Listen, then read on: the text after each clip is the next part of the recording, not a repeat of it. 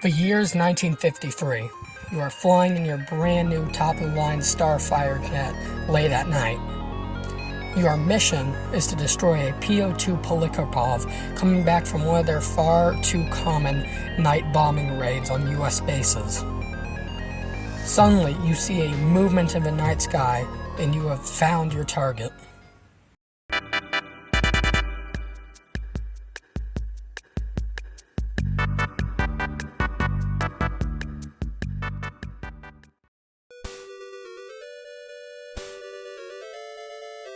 But before we get to that, let's talk about these planes first. Just for a little bit of context, first the PO-2 stars a simple crop duster built in 1929 and was used by the Red Air Force as a trainer.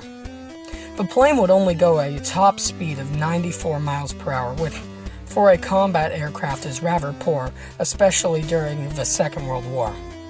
But this didn't stop the glorious Red Air Force from turning a mediocre crop duster into a, drumroll please, subpar bomber. After the war, the Soviets gave them to their good friend North Korea, who used them for several night bombing raids throughout the Korean War.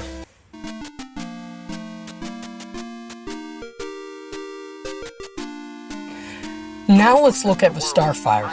It was a first-generation jet fighter built by the USA and entered combat in 1950, just before the Korean War.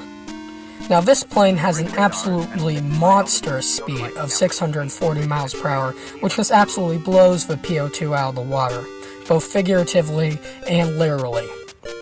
It was used for a variety of purposes, including reconnaissance and interception, which is where you start getting this mission.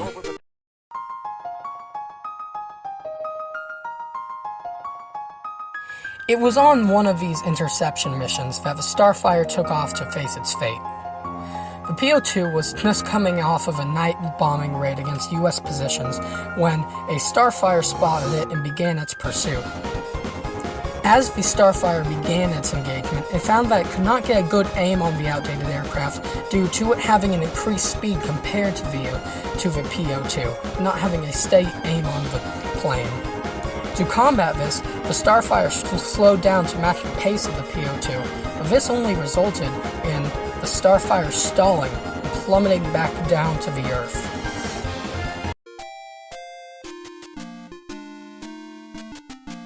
The plane was credited with the kill, and is now the only biplane to ever be credited with a kill against a jet plane. This is a special scenario, especially in the age of jets, which was coming into in the Korean War, where you have outdated propeller planes being destroyed by the new jet planes like MiGs and various other models. This shows that technology doesn't always need to be advanced to be effective, that a war cannot simply be won with superior technology.